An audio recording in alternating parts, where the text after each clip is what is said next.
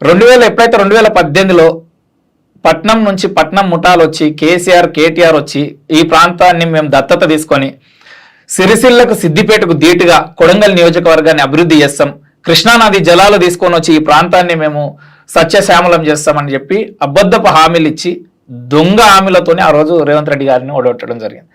ఆ రోజు ఓడిపోయిన రోజు అంటే జీవితంలో నేను ఆ రోజు ఫిక్స్ అయిపోయినా, ఇక జీవితం అనేది బతికితే ఒక్క రోజు రేవంత్ రెడ్డిని ముఖ్యమంత్రి చూడడానికే బతకాలి. ఎందుకని ఎంత ఇదేమో చిన్న ఫ్యామిలీ. మీ ఊరు పేరు ఏంటి? పోలేపల్లి. అమ్మా నాన్న ఏం చేస్తారు? వ్యవసాయం చేస్తారు. ఒక 5-10 ఎకరాలే ఉంది నరసింహ అని చెప్పేసి 10 ఎకరాల లోపే ఉంది. అంతే అంతే.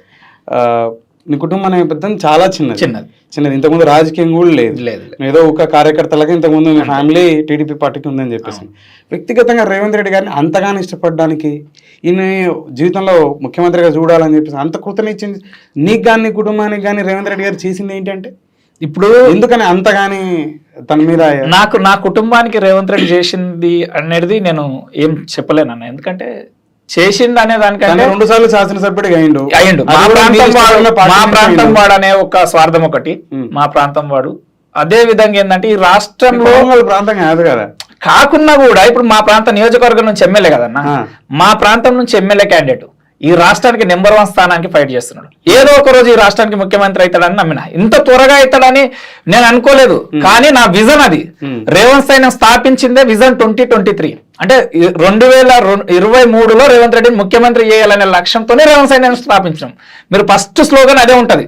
మీరు ఎక్కడైనా యూట్యూబ్ లో పోయి మీరు సెర్చ్ చేస్తే నేను 2019 క్యాలెండర్ కూడా అదే విజన్ 2023 రేవంత్ రెడ్డి ముఖ్యమంత్రి అని క్యాలెండర్ ఉంటది రేవంత్ సైన్యంది. అంటే ఆ రోజే కలగన్నా నేను ఒక 5 ఏళ్ల కిందనే రేవంత్ రెడ్డిని 2023లో ముఖ్యమంత్రి చేయాలని నేను కలగా 2023 ముఖ్యమంత్రి నరసింహకి 2023 ఆ దానికి ఈ రాష్ట్రంలో ఉన్నటువంటి నిరుద్యోగులు కానీ ఉద్యోగులు కానీ వ్యాపారవేత్తలు కానీ మొత్తం ఆల్మోస్ట్ సకల జనులు ఈ రోజు రేవంత్ రెడ్డి గారి గెలుపులో వాళ్ళ పాత్ర వాళ్ళది ఉంది. కానీ ముఖ్యంగా మేమైతే అందరికంటే ముందు ఈ రాష్ట్రమే గుర్తించకన్నా ముందు రేవంత్ సైన్యం గుర్తించింది రేవంత్ రెడ్డి అయితే ముఖ్యమంత్రి క్యాండిడేట్ అని. రేవంత్ అయిన ఫౌండర్ అయిన నరసింహ ఆ అభిప్రాయానికి వచ్చాడు. ఓకే, మొట్టమొదటిసారిగా రేవంత్ రెడ్డి గారిని ఎప్పుడు కలిసారు మీరు? నేను ఆల్మోస్ట్ 2009లోనే కలిసాను. అంటే అప్పుడు నేను చిన్నగానే మాకు కొంచెం ఫ్యాషన్ అన్నట్టు, నాకు అప్పుడే రాజకీయాలు అంటే కానీ చదివి ఆయన వేరే నియోజకవర్గం నుంచి అంతకుముందు ఒక బీసీ నాయకుడేమో అక్కడ ఉండేది. పేరు టీడీపీ అభ్యర్థి అంతకుముందు నందారం వెంకటయ్య గారు. వారు కూడా చాలా క్లీన్ వేసి వివాదరహితుడు ఉండే. వచ్చిండు తను రేవంత్ రెడ్డి గారు. అంతకుముందు ఏదో తను ఇండిపెండెంట్ గా పోటీ చేసి గెలిచిండు, బీఆర్ఎస్ నుంచి టికెట్ రాకపోతే. మీరు ఎందుకని తనకు ముగ్ధురయ్యారు? అప్పుడే తనని అభిమానించేది. తర్వాత అంటే మీరు ఒక 5 ఏళ్ళు తన పాలన చూశారు. 2009 నుంచి 14 వరకు అప్పుడు తెలుగుదేశం అపోజిషన్ ఉండే, అసెంబ్లీలో రాజశేఖర్ గారిని ఏ విధంగా అనుకున్నారు? ఆ ఫైటింగ్ స్పిరిట్కి మీరు ఇంప్రెస్ అయినా అది వేరు. 9లోనే మీరు ఎలా?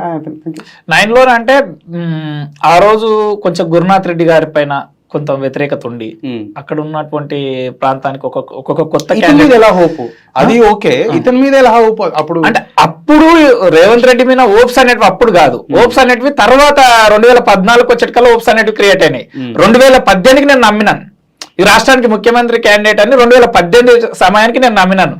2009 నుంచి 2014 వరకు ఏదైతే రేవంత్ రెడ్డి గారు ఉన్నారో మా ప్రాంతానికి చాలా వివక్షకు గురైనటువంటి ప్రాంతం మా ప్రాంతానికి ఆ రోజు అధికారంలో లేకున్నా కూడా రేవంత్ రెడ్డి గారు జూనియర్ కాలేజీలు, డిగ్రీ కాలేజీలు, కస్తూర్బా పాఠశాలలు, 30 పడకల ఆసుపత్రులు కానీ 50 పడకల ఆసుపత్రులు కానీ అన్ని మండలాలను కలుపుతూ డబుల్ రోడ్లు కానీ ఈ విధంగా మల్టిపుల్ వర్క్స్ అంటే ప్రభుత్వంలో లేకున్న 69 జీవో కానీ జీవో నెంబర్ 69 ద్వారా నారాయణపేట కొడంగల్ లిఫ్ట్ ఇరిగేషన్ ద్వారా మా ప్రాంతానికి 1,20,000 ఎకరాలకు నీళ్లు కానీ ఈ విధంగా ప్రతిదీ ఏదైనా ఫోకస్డ్గా ఆయన వర్క్ చేసిండు. ఆ రోజు మేము చదువుకున్న వాళ్ళం కాబట్టి మన ప్రాంతంలో అంతకు ముందేంది ఆ తర్వాత ఏంది అనేది మనమైతే గ్రహించగలుగుతాం.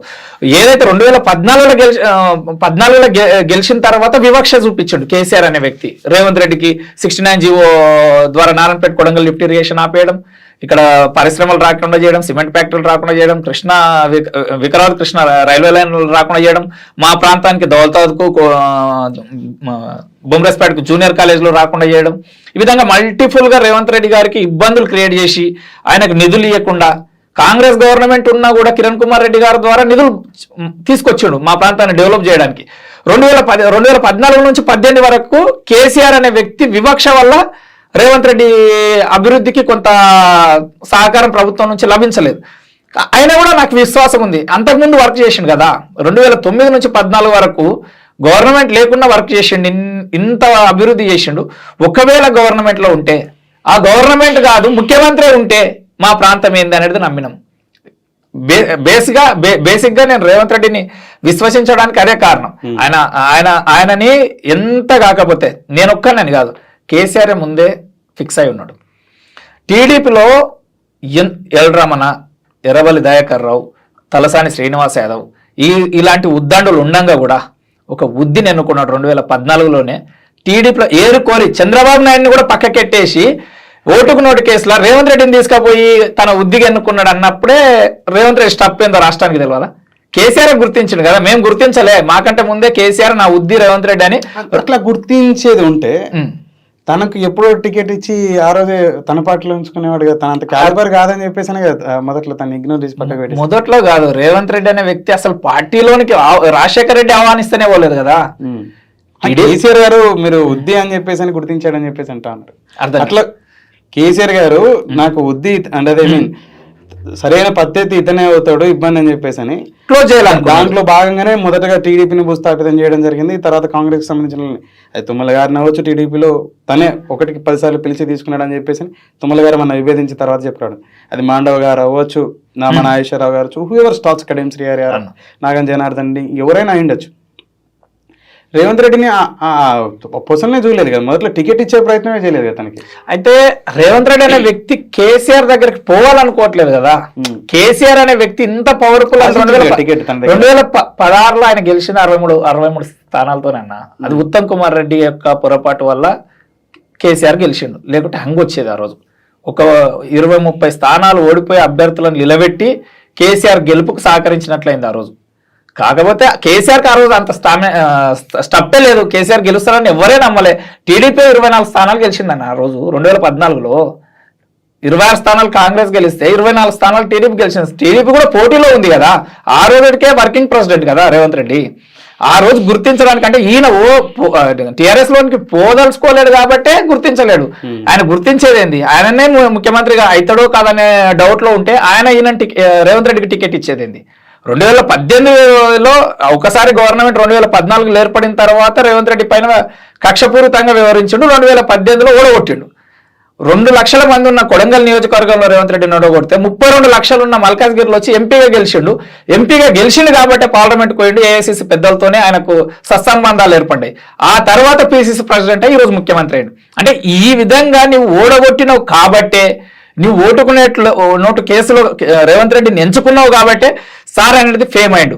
నాలాంటి వాళ్ళని అభిమానులని సంపాదించుకోగలిగాడు.